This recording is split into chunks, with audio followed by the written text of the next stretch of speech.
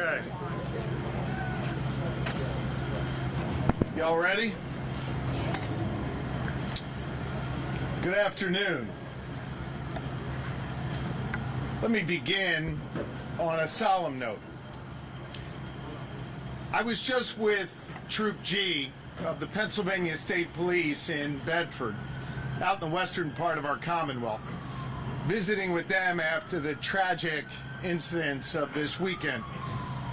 I want you to know we are keeping Trooper Rougeau's family in our thoughts and prayers, and thanking him for his service to this Commonwealth and for the brave sacrifice he made this weekend. We're also thinking of Lieutenant Wagner and his family, especially his wife Cindy and his 3 children, John, Jake, and Eden. I gave Cindy a hug this weekend and at the hospital, and I told her we are all praying for Lieutenant Wagner, all 13 million Pennsylvanians. We wish for him a full and speedy recovery. And I say to all of our law enforcement and first responders who are with us, thank you for your service every single day. We know you run toward danger when the rest run away, and we thank you for all that you do day in and day out for our Commonwealth and our country. Since I last provided an update on our progress and our expected timeline, the hard-working men and women of the Philadelphia building trades have continued their good work, making, as you can see behind me, significant progress toward reopening I-95. I wanted to return to the site today to provide another update on the work that's been completed so far and to talk about the next phases of construction that you and the public will see over the next several days. On Saturday, I talked about how crews here on the site were pouring that aggregate into the gap to build it up to the surface level of I-95. And as you can see behind us here, that work is now complete. And now we're moving forward in the next steps of this process. Right now, behind me, cranes are lifting the large outer barriers into place along the new roadway. Once that is complete, and we expect the east side to be complete tonight, then we'll add a layer of what's called modified subbase to hold those barriers in place. And then we'll begin on the west side tomorrow. After that, weather permitting, we'll be ready to begin paving and then striping the lines for 3 lanes in both directions, northbound and southbound. Once we are ready to pave, the Pennsylvania State Police, under the leadership of Colonel Paris and Captain McShay, who joins us today, will again escort trucks carrying the pavers up I-95 to make sure they get here safely and swiftly. I think it's clear to anyone watching, especially those watching on the live stream at a Philly bar, that we have made tremendous progress over just the last few days. Think about this. In 9 days, these folks behind me here have completed the demo, built the entire structure for the interim roadway, and begun installing these barriers. That is all due to the incredible work of the women and men of the Philadelphia building trades, our contractors, led by the great Buckley and Company, and the exceptionally talented team at PennDOT, led by Secretary Mike Carroll. As I said when I was here last Wednesday, this team is the best in the world. This is the team I want to be on the field with, and this is our championship. They build things safely, and they build them the right way, and they get the job done. And let me be clear, nothing gets in their way. This weekend, they worked through the pouring rain. Just yesterday, they worked through the scorching heat. They have worked literally around the clock, 24/7 in 12-hour shifts. And while so many Pennsylvanians were enjoying this holiday weekend, celebrating Father's Day with their families, these hard-working Philadelphia buildings tradesmen were out here on the job, working their tails off to get this road reopened as quickly as possible. And I want to say a special happy Father's Day to every father who was working on the bridge this Sunday instead of being with their families.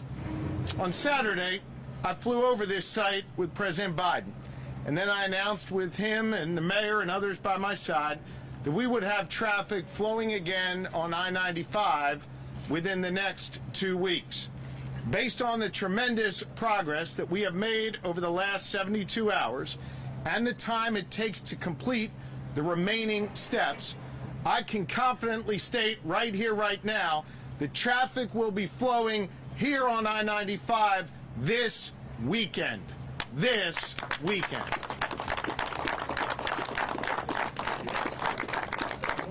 We have moved with all possible speed and precision at every level of government. Let me again thank the President of the United States, the Secretary of the Department of Transportation, and all of our federal partners who have spared no resource to help us get this done. We've brought together federal, state, and local agencies together with our contractors, our suppliers, and our workers. I want to say a special thanks to Mayor Kenney, whose active hands-on leadership here, making sure everything we needed from the city, every issue that was needed to be addressed in the city was addressed because of Mayor Kenney's leadership. Mayor, we thank you and your administration. Everyone has worked around the clock to get this done, and we have completed each phase of this project safely and way ahead of schedule. You know, the experts that first day on Sunday told us it would take months to reopen I-95. We are now on track to open I-95 in just about 2 weeks after the collapse. We're showing the rest of the country that Philly and the Commonwealth of Pennsylvania, we're tough. We're showing them what we are all about. We're showing them our grit and our resilience. We're showing them our ingenuity and our hard work. This is what it looks like when we all work together. This is what it looks like when government comes together to get the job done for the good people of our city and our Commonwealth. This is what it looks like when cops and construction workers work together. This is what it looks like when the ingenuity of Delco meets the grit of Philly and we work together to get it done. This is what it looks like when we all come together. When we're tested and when the eyes of the nation were on this site right here in Northeast Philly, we all rose to the occasion together. And we showed that we can do big things again here in this city and in the Commonwealth of Pennsylvania. And this section of I-95 behind me is proof of that. This weekend, you'll have less time in traffic and more time with family and friends. This weekend, our struggling local businesses here will hopefully be filled again with great patrons ready to enjoy their food and their beer and all the services they provide. This weekend, our commuters will finally be able to set their Monday morning alarm clocks back to the regular time because they won't have to spend extra time in detours. And this weekend, Secretary Mike Carroll will finally leave his temporary digs inside that truck and go home for a very well-earned rest. And with that, it is my pleasure to introduce our great Secretary of PennDOT, Secretary Mike Carroll. Secretary. Good afternoon, everyone. I'll take a minute today to answer what I see on the internet and in social media, questions relative to the recycled glass aggregate. I think it's important for folks to know that that glass aggregate is not new. It's been used in Pennsylvania for 7 or 8 years, underneath I-95 in various sections already. Beyond Pennsylvania, that glass aggregate is used in Maine, Rhode Island, New Jersey, Virginia, and as far away as Arizona. Those states, like Pennsylvania, recognize the quality of the product and its uses in certain applications like this. In fact, in Rhode Island, the application there was to a depth greater than what's behind me. And I'll offer this as well. Each one of those panels that are being raised and set on that structure weigh about 13,000 pounds. A vehicle, traditional sedan, about 3,000 pounds. The totality of the weight from the barriers will be about 400,000 pounds, far in excess of any truck that will traverse the new structure. I have 100% confidence in its ability to withstand the traffic that's on that facility once we open it, and I know that like these other states, it will work just fine in Pennsylvania as it has for the years that we've been using it. We have wonderful aggregate choices in Pennsylvania. There are traditional aggregate options that we use. In this application, because of the unique circumstances, this was the right product. It's safe, it's sound, it's ready to go to work. And I will stop there and say thank you to all the folks that have worked so hard. I've had a chance to witness their wonderful, skillful talents. I'm thankful to the Philadelphia Fire Department and Police Department, the Office of Emergency Management. Those folks, like the folks at PennDOT in District 6 and in Harrisburg and our consultants, working behind the scenes, but in coordination with all the efforts to ensure successful completion of this project. And having cited the Philadelphia Police and Fire and Office of Emergency Management, I'll bring forward their wonderful leader, Mayor Kenny. I thought he was calling Dominic. Thank you very much, and good morning, and thank you, Governor, for returning again to Philadelphia as we continue to recover and rebuild from the disastrous collapse of I-95 last weekend. And thank you to Secretary Carroll, who's actually become an honorary Philadelphian. Happy to have it. So thank you for all your hard work. We're so grateful for the steadfast support from the Governor's Office and PennDOT. The remarkable response and dedication of federal, state, and local partners has been nothing short of astounding. And I'm equally impressed by the hard work of construction crews who have labored nonstop through the holiday weekend to get this done for the city of Philadelphia, our state, and for our country. I'm proud of the work that we are doing together. If you've been watching the live stream, you've seen significant progress has been made, as you can see behind me. This is not easy work, but together we are making great progress thanks to a clear shared goal, because we all know the impact that this collapse is having on workers, travelers, businesses, and families. And I'm grateful that we've made so much progress and expect a reopening, as the Governor said, this Saturday, Sunday, which will alleviate the challenges for this area of our city and the many people who travel through on a regular basis. So thank you again, Governor and Secretary Carroll, for your immediate response of prioritizing this project. I also want to take a moment to recognize all the incredible people behind me representing almost every department in the city, our wonderful state police, and all these construction men and women who work hard and work skillfully to get this done. I want to thank everyone involved. So I want to thank everyone here for their hard work and support. I am proud of what we've accomplished together. I look forward to our continued partnership as we work to finish this project. And again, Governor, I'm glad you're here. Thank you very much. Thanks, Chris. Thank you. All right. With that, we're happy to take a few questions. Rosemary? Can you pinpoint whether it's Saturday or Sunday or to be determined? It'll be this weekend. The paving is going to require about a 12-hour sort of window of weather, and so depending upon when we get that started, we'll be able to give you a more precise time this weekend, but we're confident we'll hit this weekend. Governor, can you talk about, this is obviously a temporary fix, can you talk about a more permanent fix, what the timeline of that is going to be? PennDOT's already working on that. We're going to have 3 lanes north, 3 lanes south. Traffic's going to be flowing. While that's happening, we'll be rebuilding the bridge from the outside in. There'll be no disruption to traffic. There'll always be 6 lanes moving during that process. We'll be able to give you an updated timeline on that as soon as that process begins. What about the exit to 95 at Cottman? That's closed. Rich Street is closed. We'll get that all reopened when the process is done. Tom, did you have a question? You're doing a great job.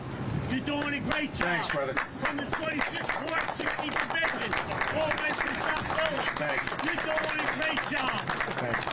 Thank you. And we're up there too. Let me tell you something. You're doing a great job. These guys are doing a great job behind me. They're the ones. Great job. Thank you. Governor, can you say when the construction from the outside in is going to begin? We're going to give you a... We're going to... And we love Kenny too. We love Kenny too. And we love the program. As soon as we get this reopened, then we'll be happy to give you a timeline on the permanent bridge fix. Governor, do you have an update on the cost of all this? I heard Administrator Batten tell a Senate committee last week that $3 million they gave was about a 10% down payment, so that would be about $30 million. Let me give a kind of 40,000 foot, and then the Secretary can correct anything I say wrong. Administrator Batten estimated it's between $25 and $30 million. And the bottom line is the federal government, through the President, Administrator Batten, Secretary Buttigieg, have made clear they would cover the full cost. As soon as we have a full cost, we'll be happy to share that with you, or our federal partner as well. Governor, I think everyone is surprised and pleasantly about the lightning speed this happened. what I keep hearing online, maybe you have as well, is why can't this happen with every project? Are there any lessons learned about how fast it can go and the speed of this on other projects? I guess the first thing I'd say, and I push back on you with the utmost respect, the fact that you're surprised, and again, I mean this respectfully, I'm not trying to give you a hard time, the fact that you're surprised and that others have said they're surprised, I think speaks to the fact that we haven't always had a can-do attitude around here. That we can get big things done. We can get it done quickly and safely. We can see a crisis and we can manage it effectively. We're able to do that because of all these folks behind you. From our first responders and fire who got the fire out right away and secured the location, to our police who worked to make sure no one other than the truck driver was injured or lost their life, to these building trades folks led by Ryan Boyer who said, we're going to go out there and get this done. This is a can-do town, and I'm a governor who believes we can get big things done again. We are going to make sure that we change that attitude of people being surprised to folks expecting excellence from us, because people behind me, they're excellent, and they're always up to the task. Shapiro, what can you tell us about communications with the driver, Nate Rudy's family, and the trucking company? Can I ask you to repeat that? I said it hard. What can you tell us about communications between you, your office, and Nate Rudy's family, the driver, and the trucking company? I think that's something for the state police to comment on, and I'm not sure they're prepared to do that at this time. Obviously, there's an investigation underway at the state police and with our federal partners. As the mayor indicated, I think a couple days ago when we spoke together, I think he speaks for all of us. Our hearts go out to the family. We send them our well wishes, and we're praying for all of them. Can you speak to the process that has to get done to open the Cottman Avenue exit? Yes. You know, you asked that question over there, then you moved. You're going to get the same answer, man. Anybody else? Go ahead. Mayor Kenny, quick question. I know the Commerce Department had gone to some of the businesses that have been impacted. The governor mentioned those businesses getting people back in.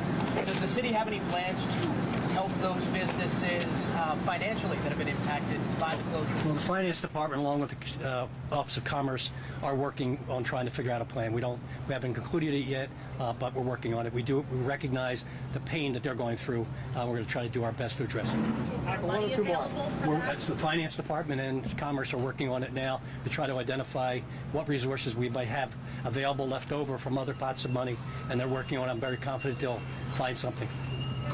You referenced this moment ago. If I may, just hang on one second. I just want to, I'll come to your question one second, Rosemary. I want to add to this. PEMA, the Pennsylvania Emergency Management Authority, under the leadership of Randy Padfield, has also been working with the city to document the loss for these businesses.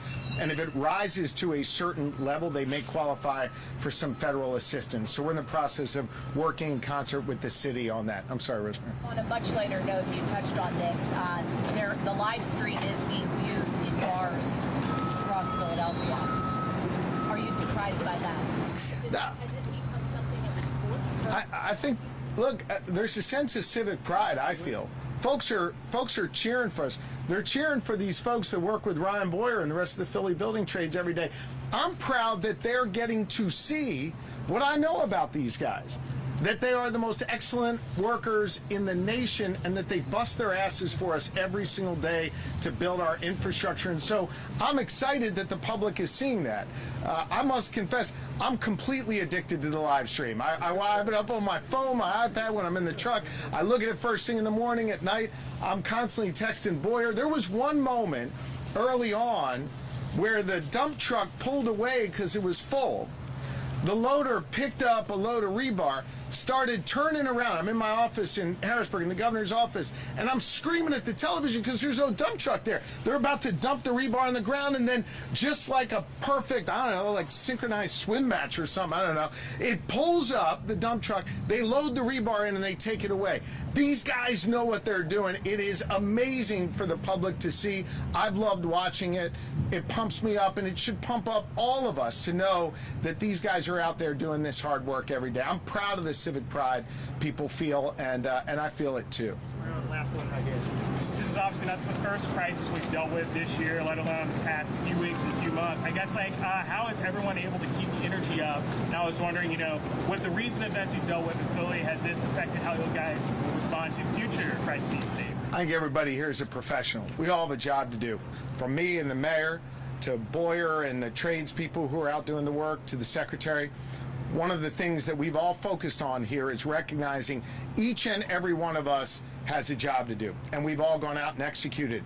I'm a believer in my administration. I think we've infused this through our leadership team, and you can see it, Mayor Kenny's team and everybody here. No drama. Absolutely no drama, no emotion, focus on doing the job. Everybody performs their task, and you see the effect of that.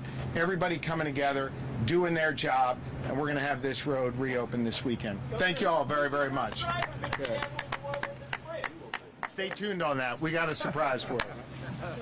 Folks, quickly, State Senator Jimmy Dillon here, and before the gentleman leaves, if you'd all kindly join me in wishing our governor a happy birthday today. Happy birthday, Governor Shapiro.